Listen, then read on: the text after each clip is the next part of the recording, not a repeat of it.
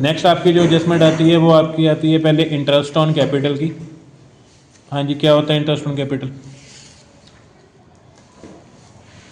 Capital पे interest capital में liability होती है, मतलब ओनर ने जो पैसा लगा रखा है वो उस पर कंपनी ब्याज भी पे करती है। तो ब्याज पे करेगी तो कंपनी के लिए क्या है, नुकसान है या फायदा है? नुकसान है।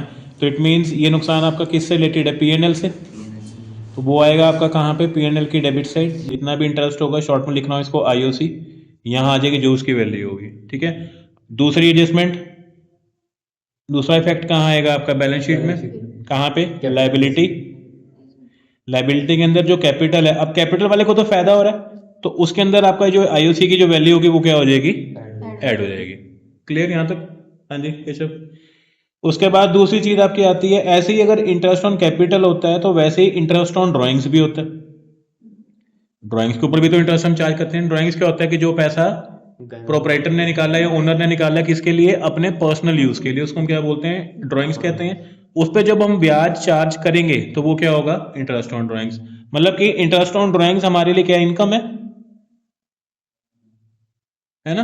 तो इनकम है तो ये पीएनएल में आएगी, किस side, credit side, bye interest on drawings, जो भी वैल्यू होगी। दूसरा, कैपिटल वाले का नुकसान है ये, तो कहां आएगा, लाइबिलिटी। कैपिटल में से जैसे आपकी ड्राइंग्स माइनस होती है, वैसे ही आपका ये जो आईओडी है ये भी क्या हो जाएगा, माइनस हो जाएगा, और बाकी आंसर आपका बाहर। क्लियर, दो एडजस्टमेंट्स आपकी है। तीसरी आपकी आती है इंटरेस्ट ऑन लोन।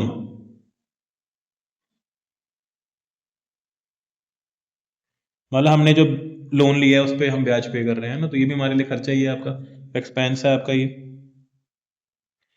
तो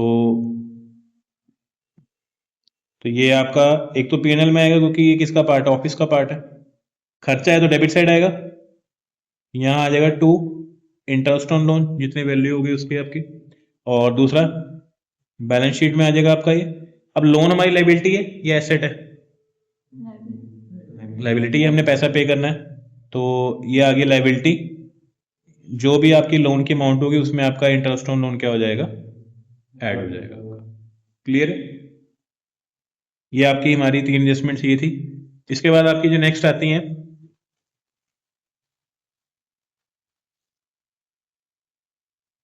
अगली हमारी जो मेन एडजस्टमेंट है वो है आपकी इसकी बैड डेब्ट की। ये ध्यान से समझना, बैड डेब्ट्स हमारे क्या होते हैं, खर्चे होते हैं, लाइबिलिटी नहीं होती, वो क्या मतलब कि बैड डेब्ट्स क्या होते हैं कि जिन मतलब हमें लगे जिनका पैसा नहीं आएगा, है ना, कि नुकसान हो गया, हमें उसको बोलते हैं बैड डेब्ट। तो बैड डेब्ट किसके अगेंस्ट होते हैं, डेटर्स के अगेंस्ट होते हैं, कि जिनसे पैसा लेना होता है हमें, है ना, वहां से पैसा हमें उम्मीद है कि पैसा नहीं आएगा, तो उसी को बोलते हैं बैड डेब्ट आपका। तो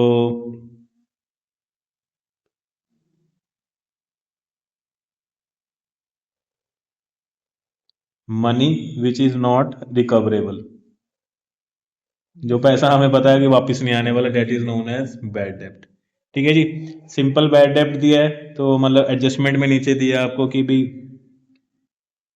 बैड डेब्ट्स अमाउंट टू ₹1000, 1000 रुपए के बैड डेब्ट हो गए। अब कोई मेंशन नहीं है कि बैड डेब्ट की कहाँ से माइनस होगा, कहाँ से होगा, मैंने बताया कहाँ से माइनस होता है, डेटर्स में से माइनस होगा। तो इट मीन इसका एक इफेक्ट तो बैलेंस शीट में आएगा, एसेट में।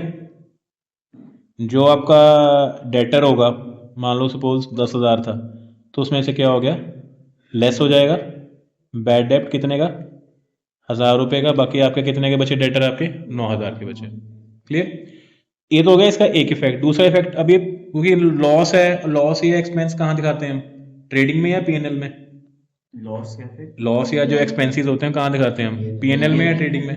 पीएनएल में दिखाते हैं, मतलब प्रॉफिट एंड लॉस अकाउंट में। तो एक इफेक्ट यहाँ आ जाएगा आपका पीएनएल में, डेबिट साइड। यहाँ लिख देंगे टू बैड डेब्ट्स, कितने के हुए, 1000 रुपए के। क्लियर? एक तो हो गया बैड डेब्ट, मींस कि जो पता लग गया कि ये हो चुका, और एक होता है प्रोविजन फॉर बैड डेब्ट। प्रोविजन फॉर बैड डेब्ट, या इसको बोला जाता है डाउटफुल डेब्ट। दोनों एक ही बात है, प्रोविजन हमने पहले ही पढ़ा था। प्रोविजन क्या होता है कि भी हमने उसके लिए हमें पहले ही सोच के रखा हुआ है कि यार कि भी ये पैसा नहीं आए। शायद हो सकता है ना आए, ताकि हमने उसको पहले से खर्चे में एडजस्ट कर दिया, ताकि अगर बाद में नहीं भी आएगा तो हमारा ऑलरेडी हमने उसको माइनस किया होगा। ठीक है जी, क्लियर है यहाँ तक। अब जो आप प्रोविजन बनाओगे या रिजर्व फॉर डाउटफुल डेट बनाओगे या रिजर्व फॉर बैड डेट बनाओगे, प्रोविजन फॉर बैड डेट बनाओगे, सब ये एक ही बात होती है सारी, कुछ भी नाम लिखा हुआ आपका। तो वो बनाओगे तो किसके अगेंस्ट बनाना है? डेटर के अगेंस्ट बनाना है ना। तो फिर से वही मतलब इसका एक इफेक्ट तो कहाँ आएगा? बैलेंस शीट में। कौन सी साइड? एसेट वाली साइड। सपोज करो डेटर्स दिए हैं आपके 1 लाख के डेटर्स थे आपके, और एडजस्टमेंट में आपको लिखा है क्रिएट प्रोविजन फॉर डाउटफुल डेप्ट। डीडी का मतलब है डाउटफुल डेप्ट। कितना? एट 5%। कि 5% पे क्या बना दो? प्रोविजन बना दो। तो हम क्या करेंगे? 1 लाख का 5% क्या बना देंगे? प्रोविजन। कितना हो गया? 5,000। यहां दिखा देंगे लेस प्रोविजन फॉर डाउटफुल डेप्ट 5,000, ये शो कर दिया 95,000। ये तो हो गया इसका एक इफेक्ट। ठीक है जी। दूसरा कहाँ आएगा? प्रॉफिट एंड लॉस अकाउंट में। अब ये भी नुकसान ही तो है, तो ये भी यहाँ पे क्या आ जाएगा? Debit side to provision for doubtful डेप्ट। कितना था हमारा? 5,000। क्लियर है यहाँ तक?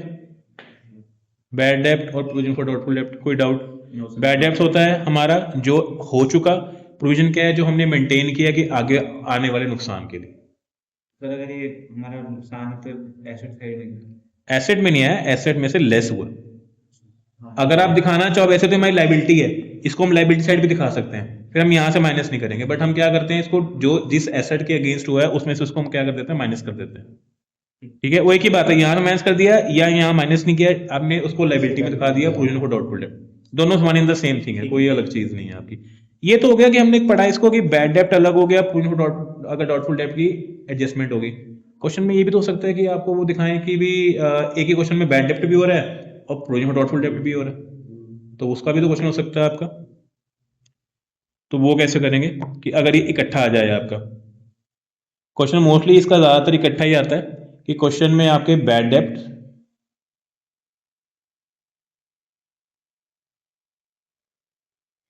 एंड प्रोविजन फॉर डाउटफुल डेप्ट या बैड डेप्ट दोनों इकट्ठे दिए हुए हैं।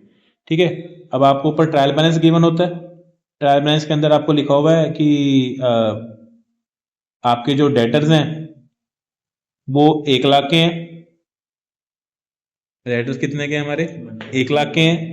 ठीक है, और नीचे आपको उन्होंने एडजस्टमेंट दी है कि देयर वॉज अ बैड डेप्ट ऑफ ₹10,000, और नीचे एक एडजस्टमेंट और दी हुई है, क्रिएट प्रोविजन फॉर बैड डेप्ट या डाउटफुल डेप्ट एट 5%।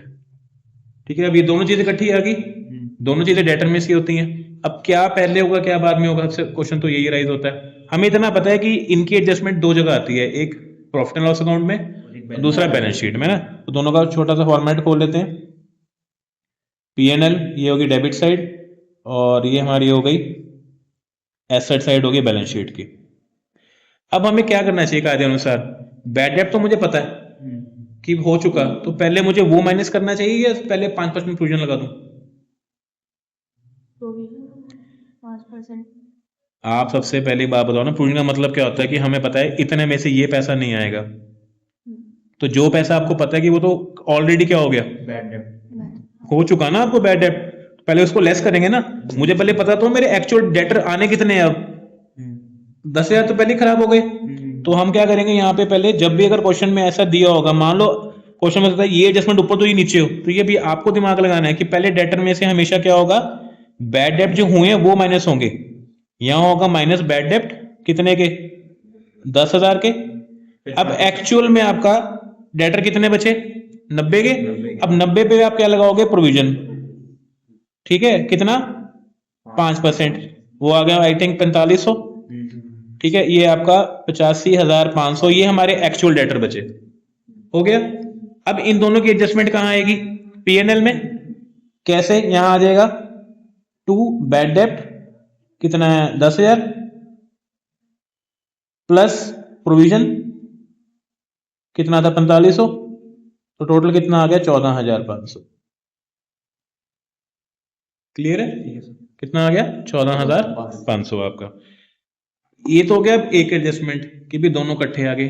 क्या पता पहले से भी बैड डेब्ट क्वेश्चन में ऑलरेडी दिए हो ऊपर ट्रायल बैलेंस में, हो सकता है पहले भी कोई प्रोविजन बना रखा हो आपने, ये तो नहीं हाँ पहली बार बना रहे हो आप, हो सकता है कि नहीं हो सकता, है ना, हो सकता है।